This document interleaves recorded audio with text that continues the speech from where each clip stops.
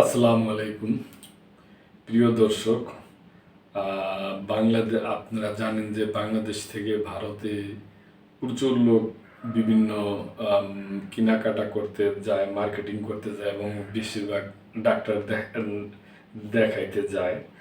তবে 5ই আগস্টের পরে ওই বিগত সরকার চলে যাওয়ার পরে এই সম্পর্কটা একদম শীতল হয়ে গেছিল। তবে ভারত থেকে আবারও বলা হয়েছে যে ওনারা ভিসা কার্যক্রম আবার শুরু করবে আর কি।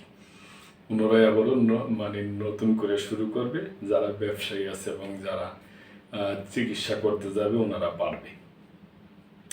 ভিসা নিয়ে বাংলাদেশিদের সুখবর দিল ভারত। দীর্ঘ বিরতির পর বাংলাদেশিদের জন্য ভারতীয় ব্যবসায়িক ভিসা আবার ইস্যু করা হচ্ছে। জরুরি ভিসা আবেদনগুলো দ্রুত প্রক্রিয়ায় করা হবে বলে জানিয়েছেন দেশটির হাইকমিশনার প্রণয় বার্মা। বুধবার রাজধানীর বারিধারার ভারতীয় হাইকমিশন প্রাঙ্গণে আয়োজিত নেটওয়ার্কিং ও জ্ঞান বিনিময় অনুষ্ঠান ফার্মা কানেক্ট এ তিনি একথা বলেন।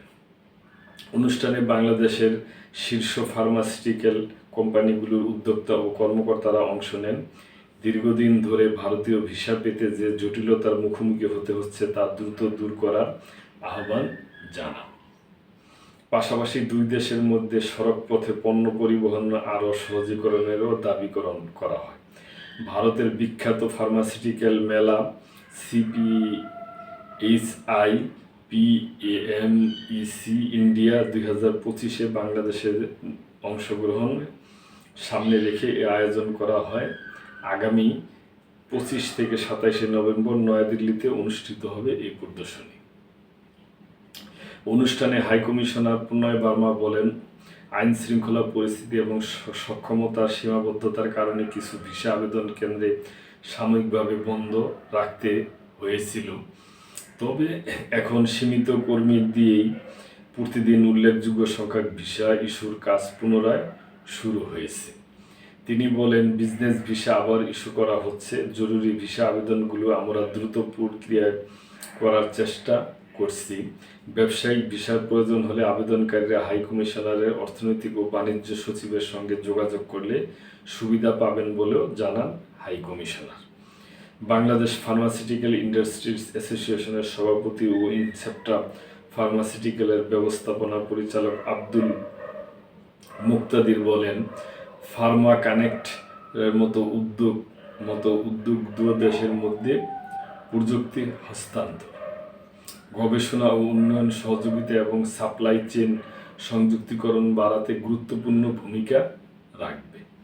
তিনি বলেন, বাংলাদেশে কাঁচামাল শিল্প বাড়ছে, ভারত এক্ষেত্রে আরও অগ্রসর। স্থল সীমান্ত থাকার কারণে ভারত থেকে কাঁচামাল আমদানি করলে আমরা আরও প্রতিযোগিতামূলক হতে পারি। অ্যাসোসিয়েশনের মহাসচিব ডাক্তার জাকির হোসেন বলেন, ভিসার জটিলতার কারণে এবছর CPHI PAMEC-তে বাংলাদেশ থেকে খুব কম সংখ্যক প্রতিনিধি যেতে পারছেন। তিনি জানান, সাধারণত কয়েকশো পেশাজীবী অংশ নিলে এবার মাত্র 83 জন আবেদন করেছেন। ব্যবসায়িক ভিসার প্রক্রিয়া আরও সহজ করার অনুরোধ জানিয়ে আবেদনকারীদের বিশেষ বিবেচনায় নেওয়ার আহ্বান জানান ডাক্তার জাকির হোসেন। তো প্রিয় দর্শক, আমরা আশা করব যে এই সমস্ত জটিলতাগুলো কাটিয়ে উঠা এবং আগের মতোই হবে।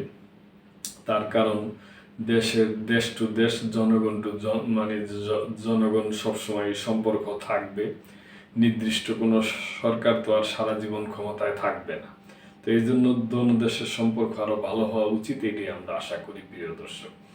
তো এই ব্যাপারে আপনাদের কোনো মন্তব্য থাকলে অবশ্যই করবেন এবং লাইক, কমেন্ট, শেয়ার করে সাবস্ক্রাইব করে মেম্বারশিপ নিয়ে আমাদের পাশেই থাকবেন।